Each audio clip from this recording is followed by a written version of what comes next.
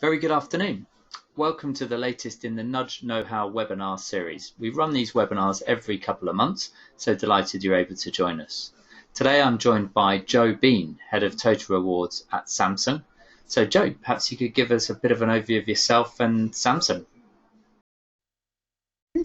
I've been at Samsung for about 15 years, and I'm sure you all know us for our marvellous mobile phones and TVs, but we do lots of other stuff in the UK as well. So we're moving into healthcare equipment, technology. We're also setting up 4G and 5G networks in the UK and Ireland, and also just reaching into a lot of different product sets. We have R&D institutes and wireless technology centres, so yeah, lots of different bits to Samsung. It's a different, completely different type of employee base now. Yeah, so, very diverse by the very sound diverse, of it. yes. And thinking about your business and obviously the Korean background, do you have many expats and overseas people working with you? Yeah, we do have a lot. We've got a European office, so we have a lot of people come from all over Europe to work with us in the UK, and also a large number of Koreans. We're a South Korean company, so we have a lot of our expats and local Koreans as well, yes. Okay, perfect.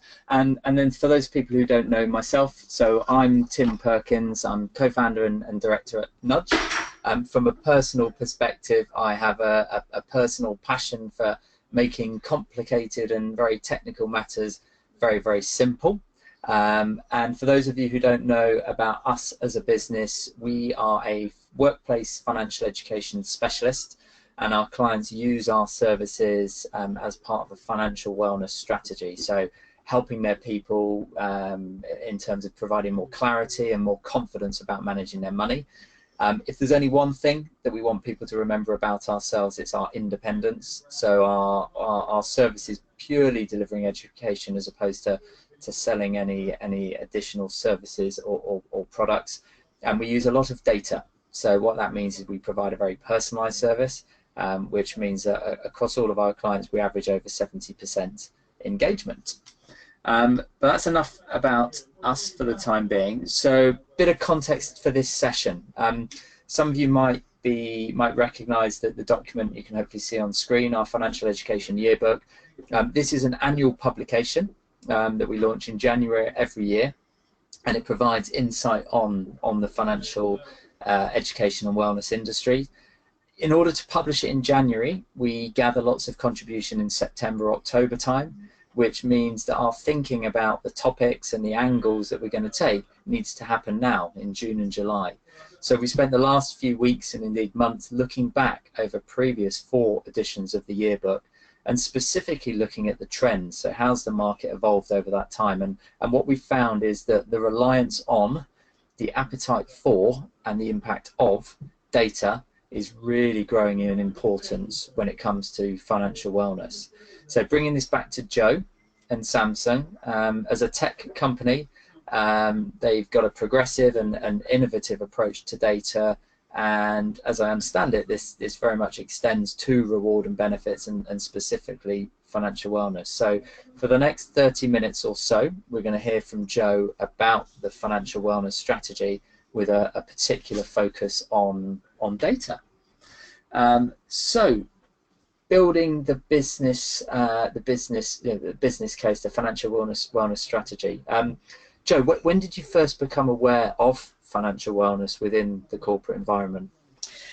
Well, Tim, it started as a bit of a buzzword for us. It was something that, I started to hear more and more about sort of about 3 years ago, and realised it was quickly becoming a very hot topic. So it was something that we started to investigate and to link more within our health and wellbeing strategy overall. So we wanted to help our employees with engagement at the very core of their everyday working lives, and also look at it from a business perspective and what return on investment that would give for us. So we started thinking more, health and wellbeing, I think traditionally had been thought of as physical wellbeing, maybe mental wellbeing, but financial wellbeing was kind of missing from our proposition. So we really started to look at that about 3 years ago. Yeah, okay. And it sounds brilliant, doesn't it? Financial wellness, what an amazingly positive word. But what does it actually mean to you? So I think what it means to us is helping give people, you know, the ability to make active decisions about their finances. I think it's really important that we share as much information, but only information, not crossing the line into advice, because that's something that is for specialists only. But allowing our employees to have confidence and information to be able to help them make active choices about their everyday lives. We don't have a magic wand. I can't, you know, get pay rises out of thin air, or you know, pay off all their debts. And it's sometimes something, you know, financial wellness isn't talked about, you know, in a day-to-day perspective for employees individually. So we just wanted to be able to help them have access to information, to be able to understand, prioritize, order, and make the most of our, you know, the benefits that we offer them as well. So, you know, understanding what those benefits can do, what they're there for, and making sure that it's available at every life stage. So, you know, it could be helping them save more money, but it could be helping them write a will, or using Nudge to be able to understand what a will is. So, lots of different things. Okay, so yeah, it sounds like a very, very clear and sensible vision. Talk us through your strategy. You know, what were your objectives when you set about creating your financial wellness strategy? I think I had three main objectives. I think it was, you know, as I sort of touched on briefly before, it was developing the wellbeing agenda just beyond, you know, that day-to-day, well, it's all about physical health and, you know, absenteeism from the office, and really expanding on that. So I think that was one of our main drivers.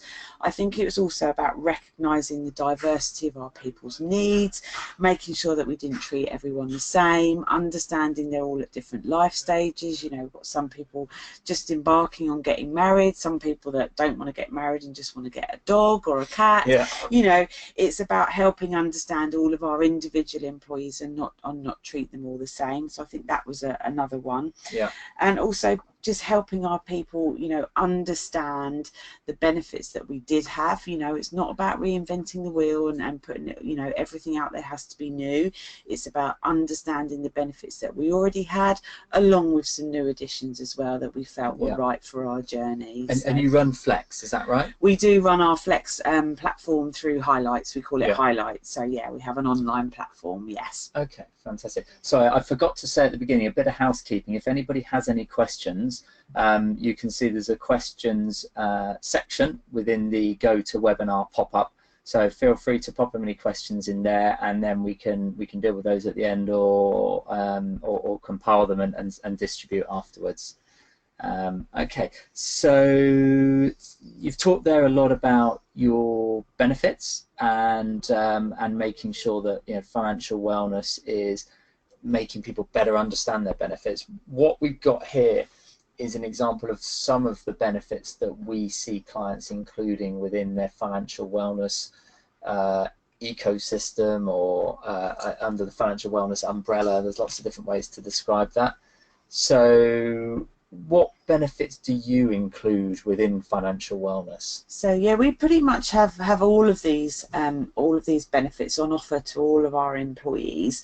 I think it's really important about building the foundation, and you know, we introduce, for example, mortgage advice as part of our financial wellness you know, offering. So this was one piece of you know, a new benefit that we wanted to bring in for our employees.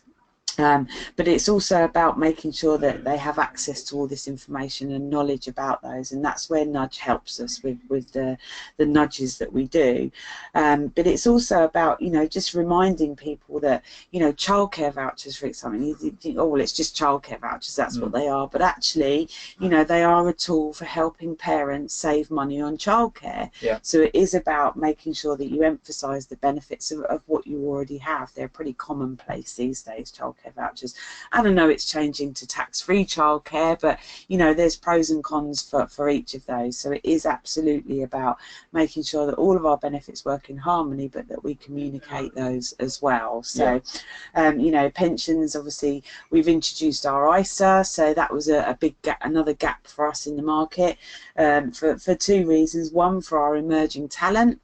You know, they're coming out of university with debts that, you know, are unavoidable these days, with tuition fees, and just helping them with a contribution from Samsung split across the pension and the ISA, so they can get money into both from us as well as their own contributions, and just helping them to be able to save for, you know, getting ready to save for life after work. So it's not just about going straight into the pension, it's about helping them get ready, save for a deposit, save for a wedding, save for all those events that they want to do before they start thinking about being pension ready. So yeah.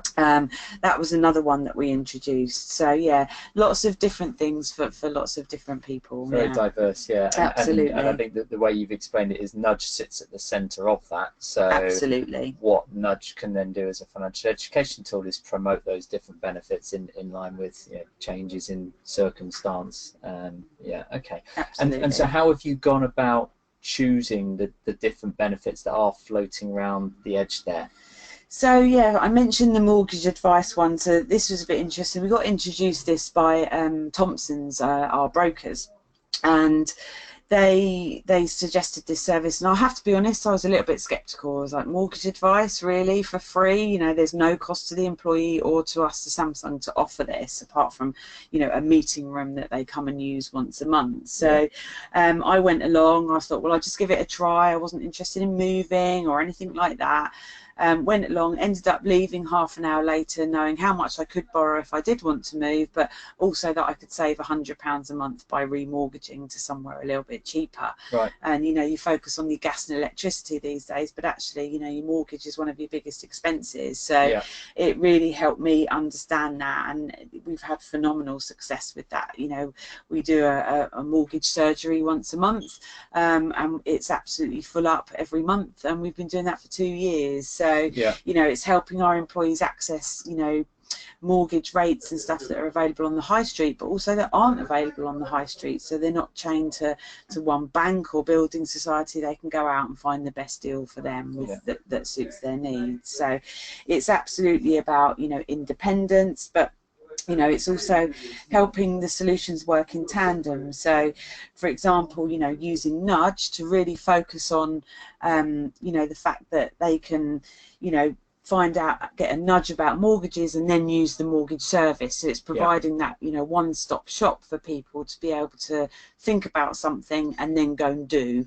You know, the same would be about wills, or they can go and meet an advisor, or they can buy a will through our will writing benefit through, you know, our salary exchange scheme. So there's lots of different things, but you know, we've tried to understand and pick benefits that are beneficial to people that, you know, don't necessarily cost money, but where they do cost money, we can show a really good return on investment. So it's kind of a three-stage approach to choosing our providers. Fantastic. Yeah, really useful. So thinking then about a deep dive into financial education. So you talked there about, you see financial education as the foundation of your financial wellness. So get people thinking about money, and then from then on, you know, they can then start to take actions in terms of engaging with other benefits. How did you build that business case for financial education? How easy was it? So I think that slide perfectly demonstrates what was happening in my brain at the time when I was thinking about this. Lots of different lines with all sorts of things to think about. So I think for me it was about really selling it to our executive team, to our chief financial officer when we wanted to introduce Nudge. You know, there is a cost, but it was very small in terms of the return on investment that we could get. It was demonstrating about, you know, the return that you can't necessarily see physically, but that you know is there. So you know, it's about understanding, you know, the benefits of good financial wellness on productivity, and using research and data to really drive that. We also were having employee feedback where we talked to them about, you know, we were always asking for their opinions, what they'd like to see, what, you know, what's good, what's not so good, and this was something missing from that. So our employee voice was something that was used to build that case as well. Yeah, I guess money touches every part of somebody's life, doesn't it? Absolutely, yes, definitely. Yeah, you won't get many employees saying no, I don't want any support on that. No. And so it sounds like you got lots of resources internally in terms of proving the business case. Did you look for any wider market data?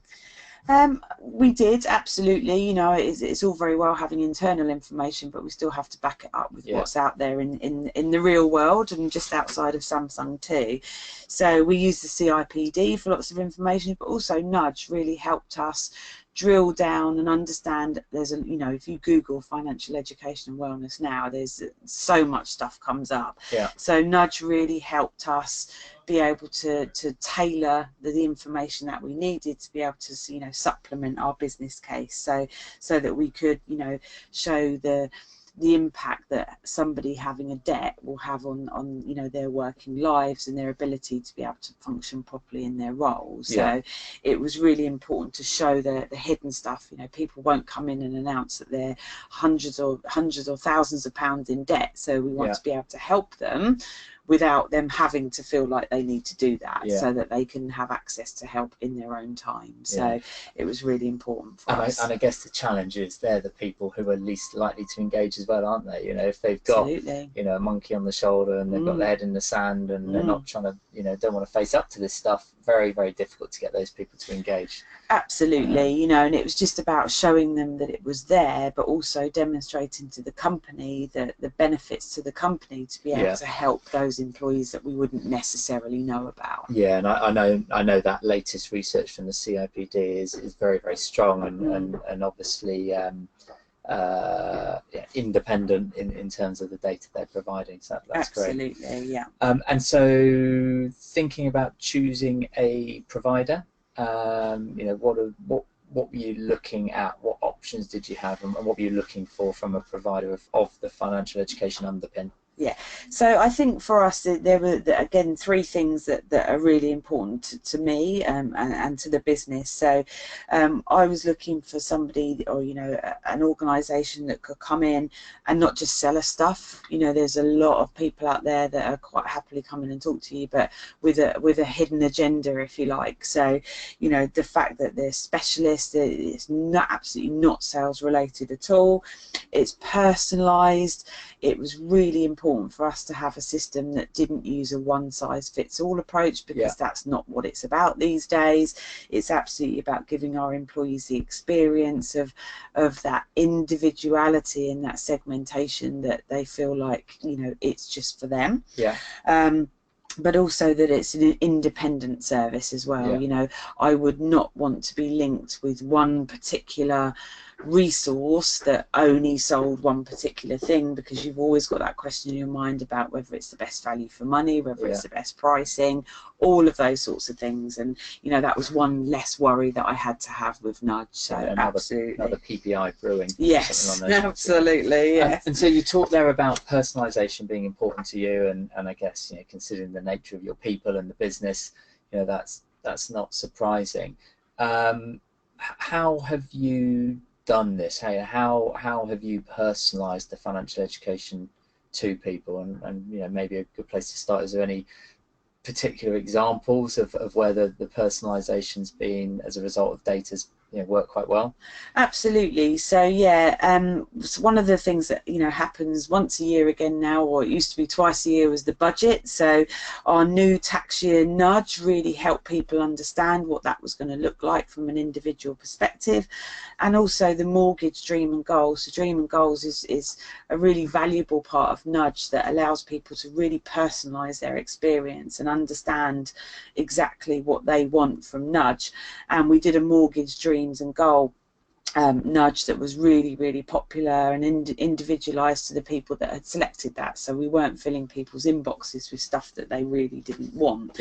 So they both give employees a very targeted and personalised version of their own data, and it was just really important to make sure that we do that and use the data that we have to be able to tailor and segment properly. I mean, you're in a unique position, really, aren't you, when you consider it? You know who people are, how much they earn, whether or not they're in a pension, if they're in a pension, whether they've self-selected, where they live in the UK, whether they've got any dependents, all of that stuff. So it's just joining those dots. Absolutely, and it's so important to be able to help join those dots so Yeah. that employees don't have to. They're busy enough, so Absolutely. we can join some dots for them. That's great. Fantastic. And so how have employees responded to that? So if I'm getting a very personalized nudge that telling me based on the budget that was announced earlier, these are the 2 things that I need to know about, you know, it's clear that there's data being used in the background.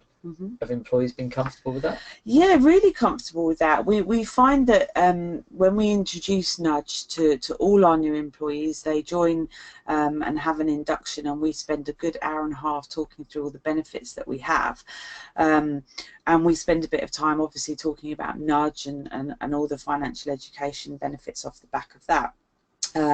So they already understand why it's there and what it's for, so I just think that helps with understanding. They realise that they're only going to get things that they set. The nudges that they're going to get are going to be chosen by them. So that really helps, and the fact that it's personalised has really appealed to people.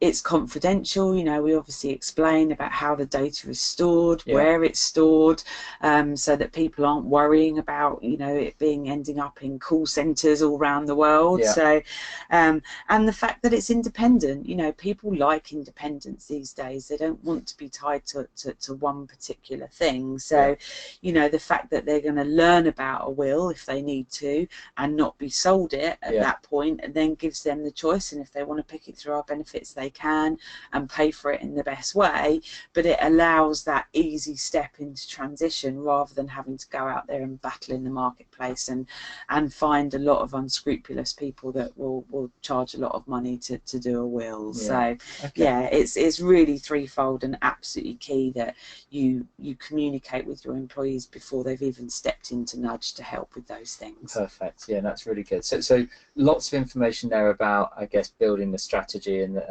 the design behind your program.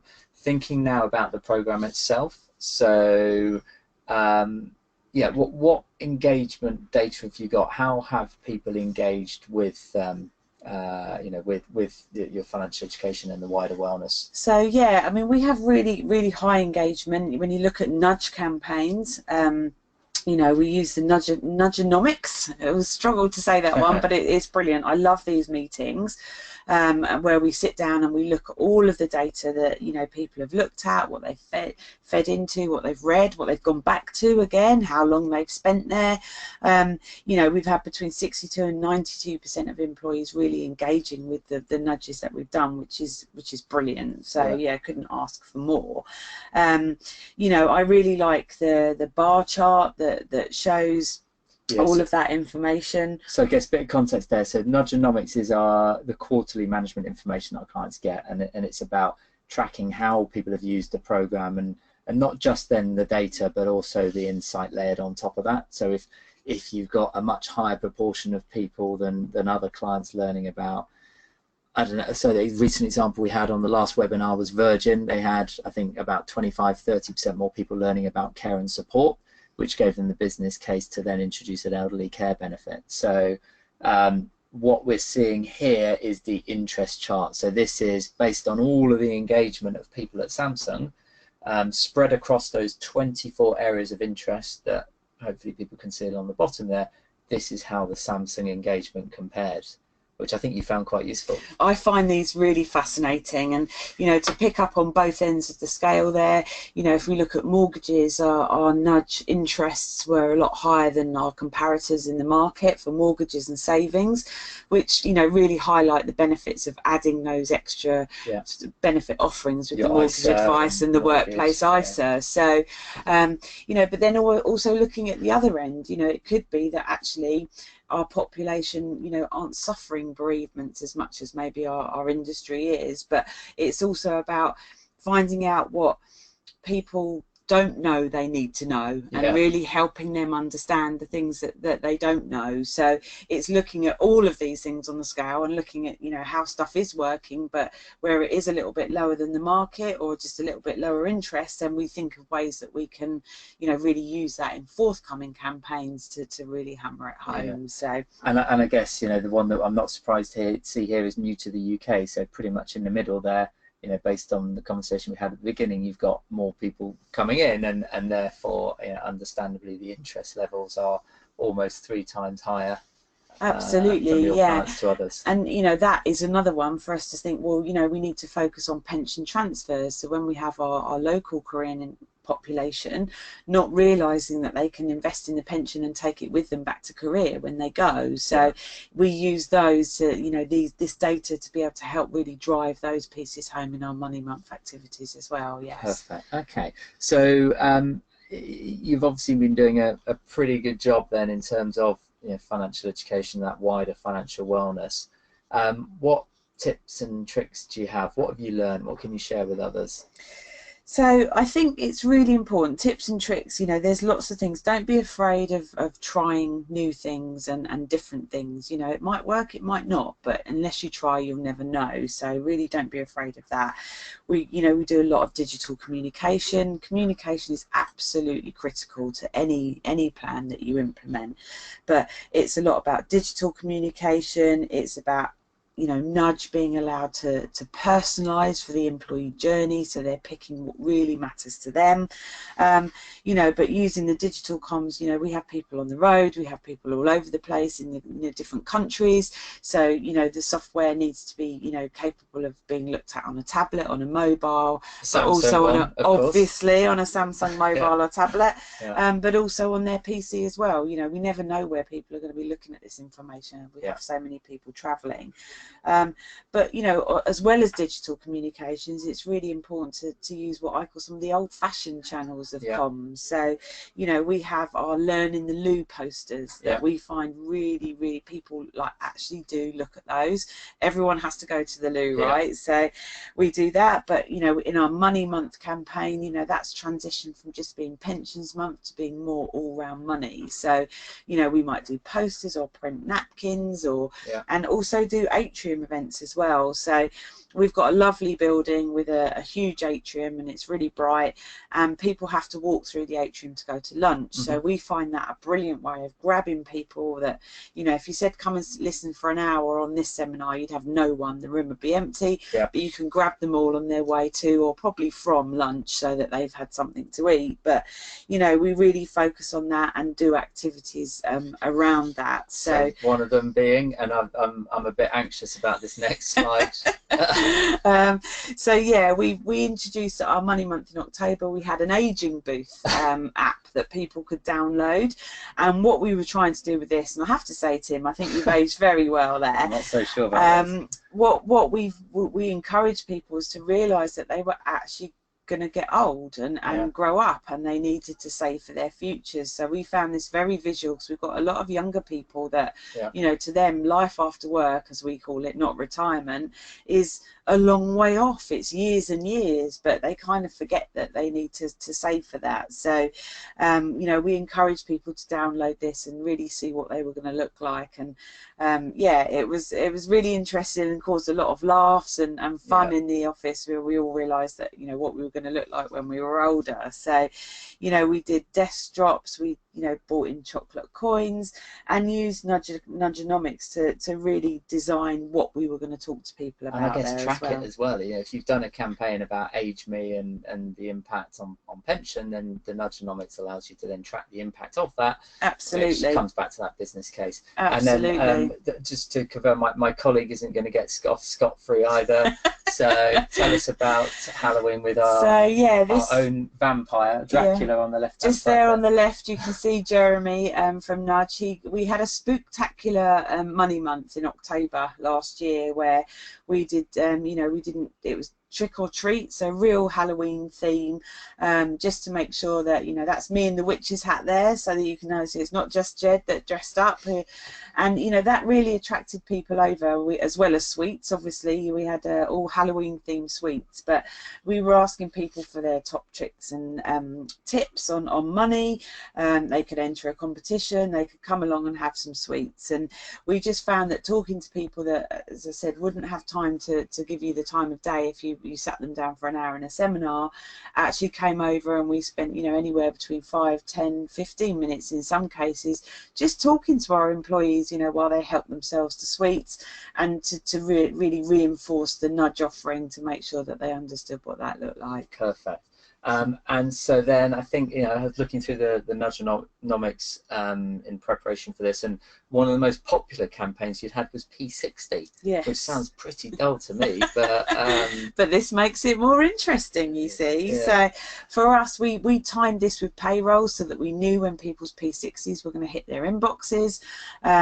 So, you know, to help them understand that, we worked with Nudge to release this one, and it went down really well, and it just helped them actually understand what their P60 was, what they used it for, what they needed to keep it for, and the fact that they could store it in the vault on Nudge and have access to it rather than, you know, saving it on an individual desktop somewhere. Which means you'd have less people coming back to you saying, I've lost my P60. Absolutely. So it's double-pronged approach always with our nudges. Perfect. Okay. And then, so conscious of time, just to kind of wrap up, thinking then about the bigger impact, how would you summarize the bigger impact that you've been able to demonstrate as a result of financial education and financial wellness? Oh, I think it's really easy to just go, yeah, everyone loves it, but it's great to have stats lined up behind. So we've done £11.4 million in mortgages for our employees with the mortgage advice service, which is absolutely amazing. We don't get individual data. I'm not being told how much everyone's borrowing, but,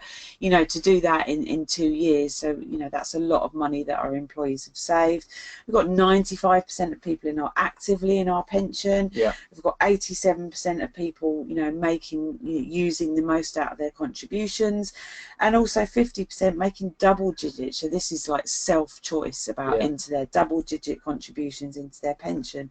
We've got over 60 people in our ISA now, so we knew that wouldn't be for everyone. That wasn't a solution that everyone would use, but the fact that we've got 60 of our employees actively saving and splitting their contributions from Samsung is just brilliant. So, you know, people are putting over £200 a month into that ISA. So, you know, annual window engagement was 94% this year, with 88% of people using all of their benefit allowance. So brilliant. Yeah, it's just really pleasing stats, just little things that we can take away there quickly about, you know, how good it is and what people are doing. And so I guess tying that back to your original 3 objectives,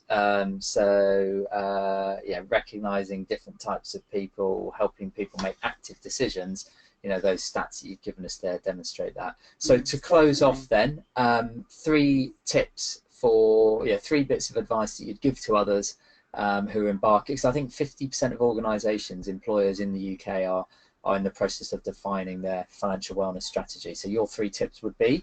So yeah, only 3. I'll have to limit it to 3. There's obviously lots and lots, but my top 3 is get your business leaders bought in. If you've got the backing of your board or your exec committee or your leadership team, you're already onto a winner. And the CIPD data does that, I guess. Absolutely. You know, that's really helpful. They'll be able to channel it through their team meetings as well. So it's really important to get them bought in and on board.